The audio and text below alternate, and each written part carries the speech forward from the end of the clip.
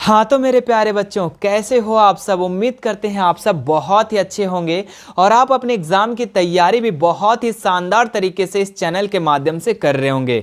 तो मैं मिशन 2 वाले सर आप सभी को आपके अपने इस यूट्यूब चैनल मिशन 2 पे एक बार फिर से स्वागत करते हैं। आज हम क्लास 9 का, जी हाँ मेरे प्यारे बच्चों, क्लास 9वीं का सामाजिक विज्ञान सोशल साइंस का most very very important 40 objective सवालों को इस वीडियो में करवाने वाले हैं, जो आपके होने वाली परीक्षा, होने वाले एग्जाम 2025 के लिए काफी ज्यादा महत्वपूर्ण है। तो यदि मेरे प्यारे बच्चों आप भी जैक बोर्ड से और कक्षा 9वीं में पढ़ते हो और इस बार अपना फाइनल एग्जाम देने वाले हो तो ये वीडियो आप लोगों के लिए है।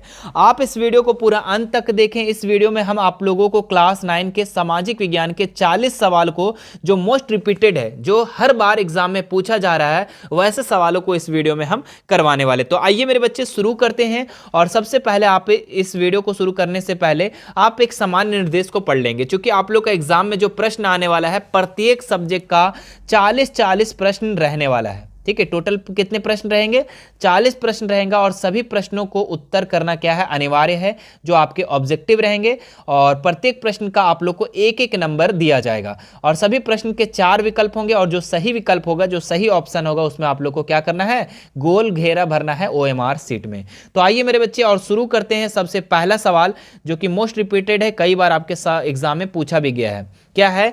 1815 में किस युद्ध में फ्रांस की हार हुई थी? ठीक है, तो 1815 में कौन सा युद्ध था जो फ्रांस का हार हुआ था? वाटरलू युद्ध है ना, न्यू ऑरलेंस, वेरडून, हॉर्स बेंड। ठीक है, तो 1815 में जो युद्ध हुआ था वाटरलू का, उस समय फ्रांस की हार हुई थी। तो ऑप्शन नंबर 1 इसका राइट हो जाएगा। ठीक है, और ऐसा सवाल भी आता है कि वाटरलू का युद्ध कब हुआ था, तो 1815 में, ये भी याद रखेंगे। अगला सवाल देखेंगे, क्रांति के पहले फ्रांसीसी समाज कितने वर्गों में विभाग था? तो क्रांति से पहले, मतलब लड़ाई के से पहले, युद्ध से पहले जो था, फ्रांस की समाज जो है था 3 भागों में विभक्त था। कितने भागों में? 3 भागों में बच्चे। कौन कौन सा? एक पादरी वर्ग है ना, एक पादरी वर्ग था, एक आपका कुलीन वर्ग था, ठीक है, एक क्या था, कुलीन वर्ग, और एक वकील वर्ग था। ठीक है, ये 3 वर्ग था, तो याद रखेंगे ये सारी चीजों को।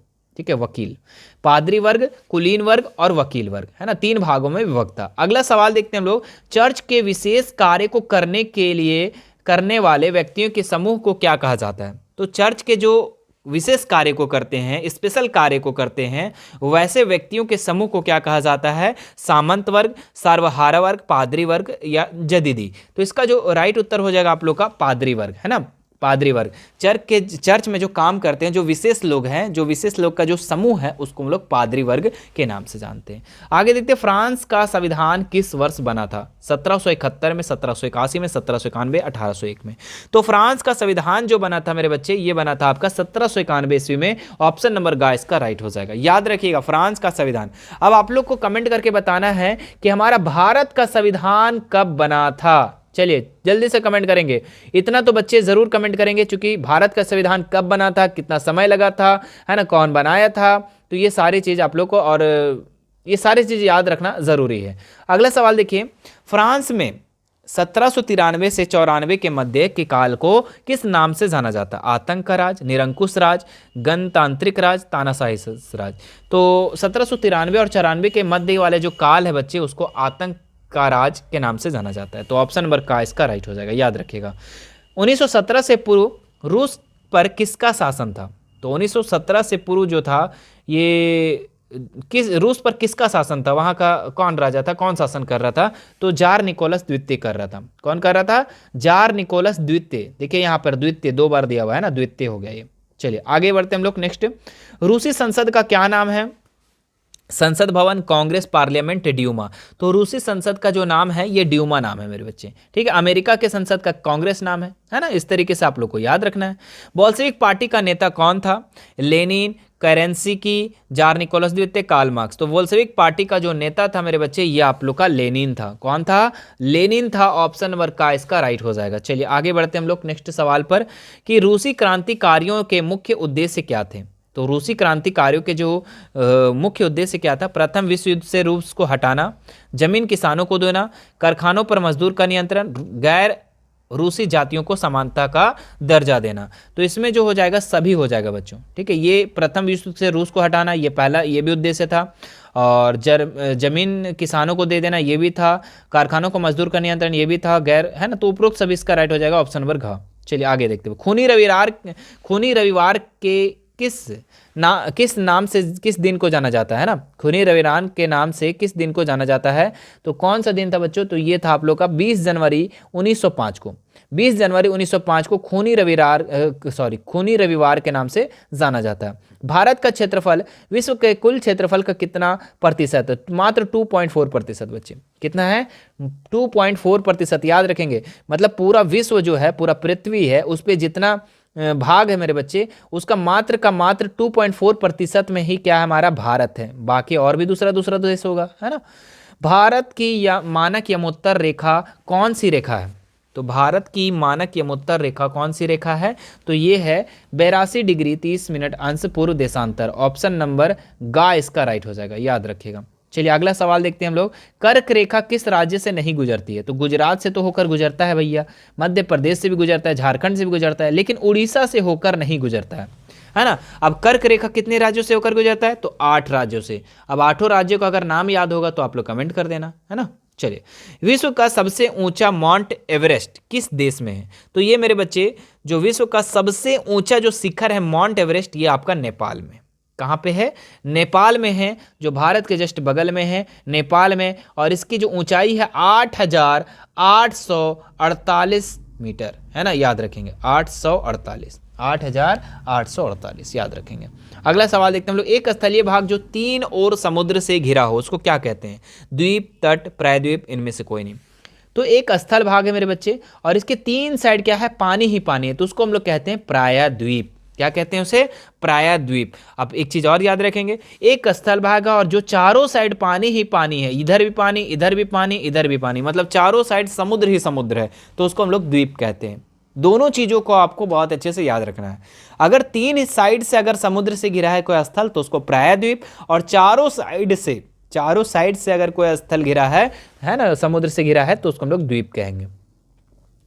अगला देखिए, बाढ़ वाले मैदान के नए और युवा निक्षेपों के किस नाम से जाना जाता है, भाबर, भांगर, खादर, तराई।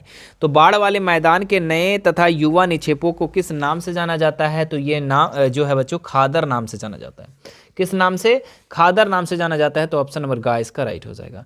गोवा के दक्षिण में स्थित पश्चिम तटीय पट्टी को किस नाम से जाना जाता है, कोरोमंडल, कन्नड़, कोंकण, उत्तरी सरकार। तो कोंकण नाम से जाना जाता है मेरे बच्चे, ठीक है। गोवा के दक्षिण में स्थित पश्चिम तटीय पट्टी है, जो इस तरीके से भारत का नक्शा बनेगा, तो यहाँ पर जो एक तटीय पट्टी है उसको हम लोग कोंकण नाम से जानते हैं, याद रखेंगे। किस द्वीप का निर्माण प्रवाल भित्ति से हुआ है, किस द्वीप का निर्माण जो हुआ है प्रवाल भित्ति से हुआ है, तो ये आपका जो हुआ है अंडमान द्वीप, है ना। अंडमान द्वीप जो है ये प्रवाल भित्ति से हुआ है ना। किस द्वीप का निर्माण प्रवाल भित्ति से हुआ है, तो अंडमान द्वीप का। चलिए आगे बढ़ते हैं हम लोग। नेक्स्ट सवाल, विश्व के सबसे बड़ी अफवाह द्रोणी किस नदी का है, ठीक है। विश्व का सबसे बड़ी अफवाह द्रोणी जो है ये अमेजन नदी का है। किस नदी का है, अमेजन नदी का है, याद रखेंगे। ऑप्शन नंबर का इसका राइट हो जाएगा। पिछले वीडियो में भी हमने बता चुका था, ठीक है, कि अगर विश्व का पूछेगा तो अमेजन बोलना, और अगर भारत का पूछा बच्चों कि भारत में कौन सी नदी का अफवाह द्रोणी सबसे बड़ी है, तो वो गंगा बोलना। आप लोग दोनों चीजों को आप याद रखेंगे, विश्व पूछे तो अमेजन और भारत पूछे तो गंगा। क्लियर है। चलो आगे बढ़ते हैं। कौन सी नदी अरब सागर में गिरती है, गंगा, यमुना, नर्मदा, गोदावरी। तो अरब सागर में जो गिरती है ये नर्मदा नदी गिरती है, ठीक है, याद रखिएगा। कौन सी नदी अरब सागर में गिरती है, नर्मदा नदी। अच्छा, नर्मदा नदी का उद्गम कहाँ से होता है, ऐसा सवाल भी आप लोग का एग्जाम में आता है। नर्मदा नदी का उद्गम कहाँ से निकलता है, तो ये अमरकंटक से निकलता है मेरे बच्चे, याद रखेंगे। अमरकंटक से निकलता है, अमरकंटक से होते हुए ये निकलता है, और कहाँ गिरता है, तो अरब सागर में गिरता है। कहाँ पे गिरता है मेरे बच्चे, अरब सागर, ठीक है। तो ये सारे चीज़ों आप लोग याद रखिएगा, सागर। चलिए आगे बढ़ते हैं। अब देखिए 20 सवाल हमने कर लिया, 20 सवाल और बचा हुआ है मेरे बच्चे, ठीक है। और मैं बता देता हूं कि आपकी तैयारी के लिए, ठीक है, आपकी तैयारी के लिए इस बार जो है हमारा 8 से 10 मॉडल पेपर हमने करवा रहा है, ठीक है, 2025 की तैयारी के लिए। जी हाँ, आप 2025 में एग्जाम जो जितने बच्चे देने वाले हैं, अपना 9th बोर्ड एग्जाम देने वाले हैं, उन लोग के लिए 8 से 10 मॉडल पेपर हम प्रत्येक सब्जेक्ट का करवा रहे हैं, ठीक है, बहुत सारे बच्चों को पता भी होगा, बहुत सारे बच्चों को नहीं पता होगा, हो सकता है फर्स्ट वीडियो को देख रहे होंगे ये। ठीक है, तो मैं बता देता हूं कि 8 से 10 मॉडल पेपर आप लोग को करवा दिए हैं, है ना। तो आप लोग अगर देखना चाहते हैं प्रत्येक सब्जेक्ट का, है ना, क्योंकि आप लोग को पता होना चाहिए कि 2024 में जो बच्चे थे, ठीक है, जो बच्चे 2024 में जो आपके अभी क्लास 10th में चले गए हैं, उन लोगों को हम 7-7 मॉडल पेपर करवाए थे। जी हाँ, 7-7 मॉडल पेपर और साथ ही साथ प्रीवियस ईयर क्वेश्चन भी करवाया था। और जो बच्चे काफ़ी अच्छा ग्रेड प्राप्त किए थे और बहुत अच्छा किए थे। और इस बार मैं टारगेट किया हूँ कि 2025 में जो है 8 से 10 मॉडल पेपर करवाएंगे। कितने मॉडल पेपर? 8 से 10 मॉडल पेपर, और साथ ही साथ प्रीवियस ईयर क्वेश्चन भी करवाएंगे, जिससे अगर आप सभी वीडियो को, सभी सेट को, सभी मॉडल पेपर को, सभी PYQ प्रीवियस ईयर क्वेश्चन को अगर देख लेते हैं तो गारंटी मेरे बच्चे आपका ग्रेड बहुत अच्छा आने वाला है।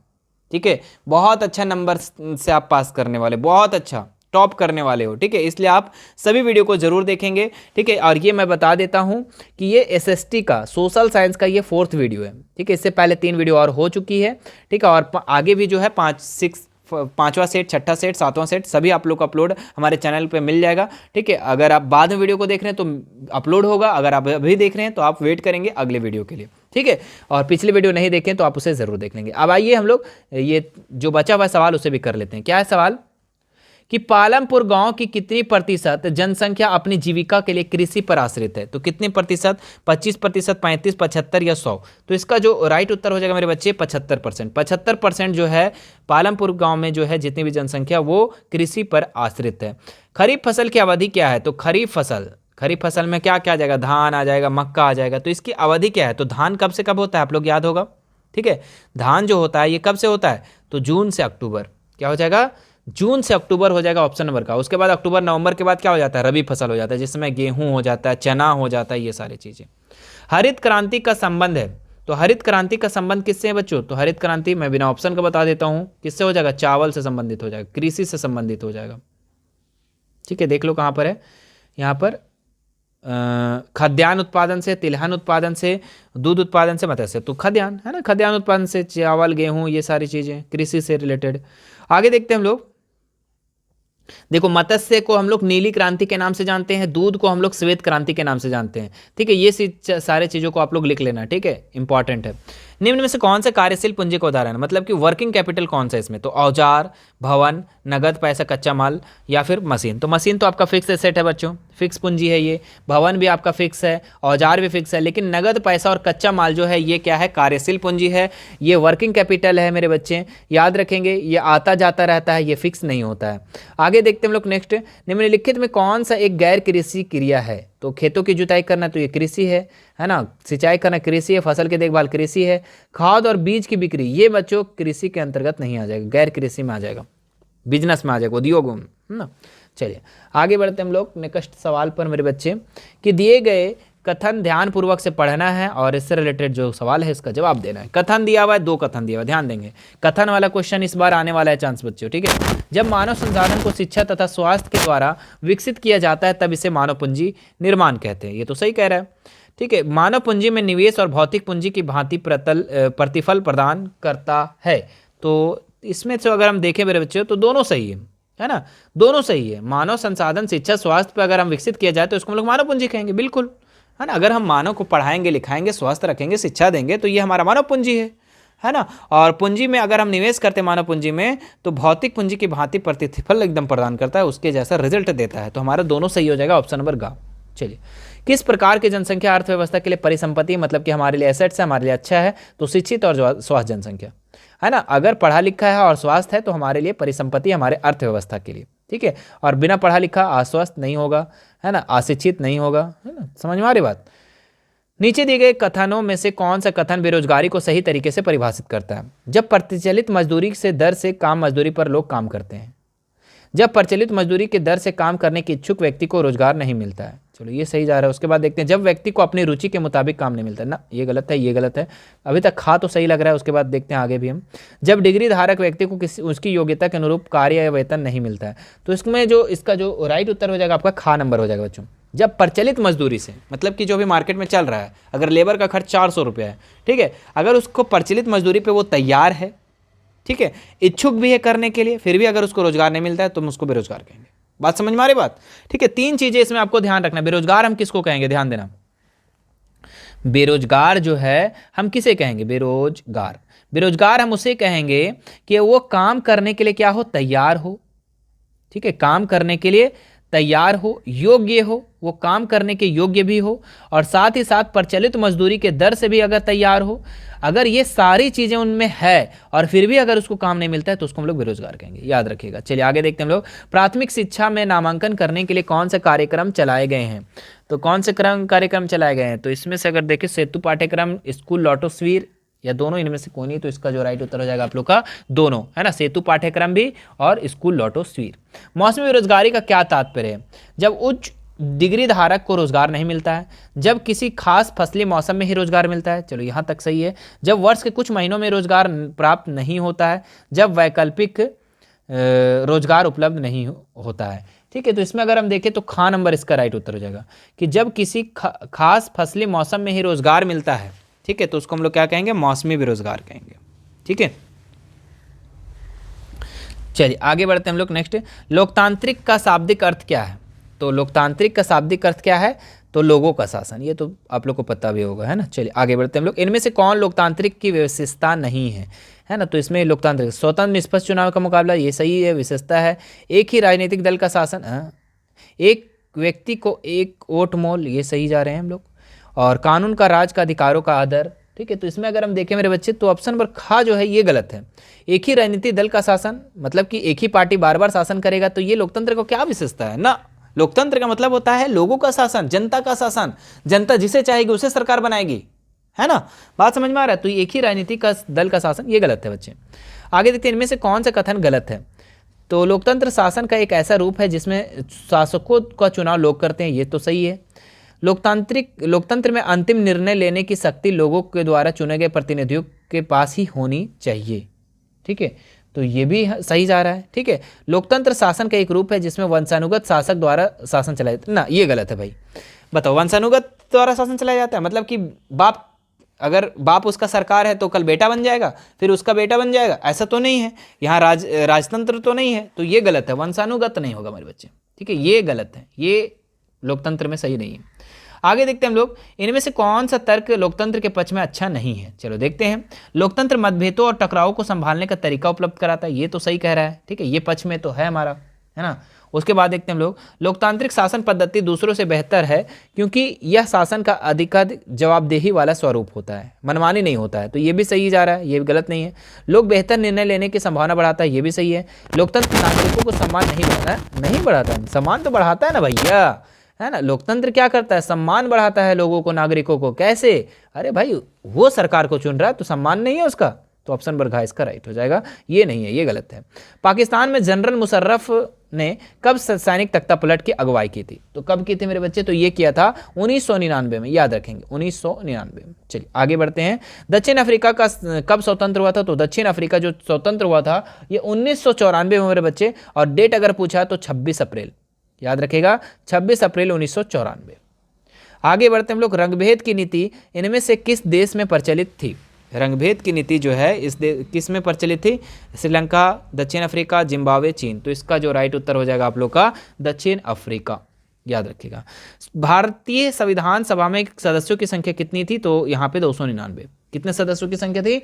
299 थी, है ना। तो ऑप्शन नंबर ग इसका राइट हो जाएगा। अब दो सवाल और बचे मेरे बच्चे, और दो सवाल करने से पहले मैं बता देता हूं, ठीक है, कि अगर आप हमारे चैनल को अभी तक सब्सक्राइब नहीं किए हैं तो सब्सक्राइब कर लेंगे, और आपके जो भी मित्र होंगे, सहपाठी होंगे, इस वीडियो को शेयर जरूर कर दीजिएगा जो क्लास 9th में अपने एग्जाम की तैयारी कर रहे हैं।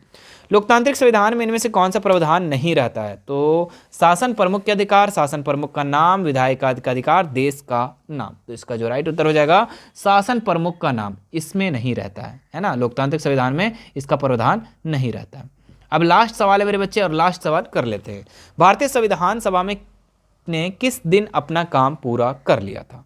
पूरा कब कर लिया था अलग चीज़ है ना। लागू कब हुआ था ये अलग चीज़ है। तो जो पूरा किया था मेरे बच्चे, ये किया था 26 नवंबर 1949 को किया था। और लागू कब हुआ था भारत संविधान? तो ये लागू हुआ था 26 जनवरी 1950, जस्ट 2 मंथ बाद इसे लागू कर दिया था। लेकिन अपना काम जो पूरा हुआ था इसका 26 नवंबर 1949 को हुआ था। तो याद रखेंगे मेरे बच्चे, ठीक है, याद रखेंगे। ये था आप लोग का 40 महत्वपूर्ण सवाल। मुझे आशा है कि आपको वीडियो पसंद आया होगा। इसी तरीके का इस सीरीज को, आपको ये सीरीज कैसा लग रहा है? हमने बताया कि 8 से 10 मॉडल पेपर करवाएंगे। 3 वीडियो अपलोड हो चुका है, चौथा वीडियो ये था, ठीक है। ये कितना वीडियो था? SST का 4th वीडियो था। और इसके बाद के वीडियो, अगर आप बाद में देख रहे हैं वीडियो को, तो बाद वाला वीडियो मिल जाएगा, ठीक है। 8, 9, 7, 6, 5 सब मिल जाएगा। इसलिए आप सभी वीडियो को देख लेंगे। हमारे व्हाट्सअप चैनल से जुड़ जाएं आप लोग, ठीक है। वहाँ पे आप लोग को नोटिफिकेशन मिल जाएगा। और साथ ही साथ मेरे बच्चे, आप लोग का तैयारी जो है ना 10th में भी बहुत अच्छे शानदार तरीके से करवाया जाएगा, ठीक है। इसलिए आप हमारे चैनल पे बने रहेंगे और साथ ही साथ हमारे व्हाट्सअप में आप जुड़ जाएंगे, ठीक है। व्हाट्सअप में जुड़ेंगे तब ज़्यादा कांटेक्ट में रहेंगे हम लोग, वरना यूट्यूब तो यूट्यूब की बात है भाई, यूट्यूब की दुनिया यूट्यूब में ही रह जाएगी। इसलिए आप हमसे डायरेक्ट अगर कनेक्ट होना चाहते हैं तो हमारे व्हाट्सअप से कनेक्ट हो जाए। व्हाट्सअप चैनल का लिंक डिस्क्रिप्शन में दिया हुआ है, चैनल में जुड़े रहेंगे। कोई भी नोटिफिकेशन आएगा वहाँ पर डाल देंगे। कोई भी बात करना होगा, हेल्पलाइन नंबर भी हम व्हाट्सअप चैनल में डाल देंगे, ठीक है, ताकि आप वहाँ से हमें बात कर सकते हो, कोई दिक्कत होगी तो। चलिए फिर मिलते हैं मेरे बच्चे नेक्स्ट वीडियो में, और नेक्स्ट के लिए रेडी रहना। Thank you so much.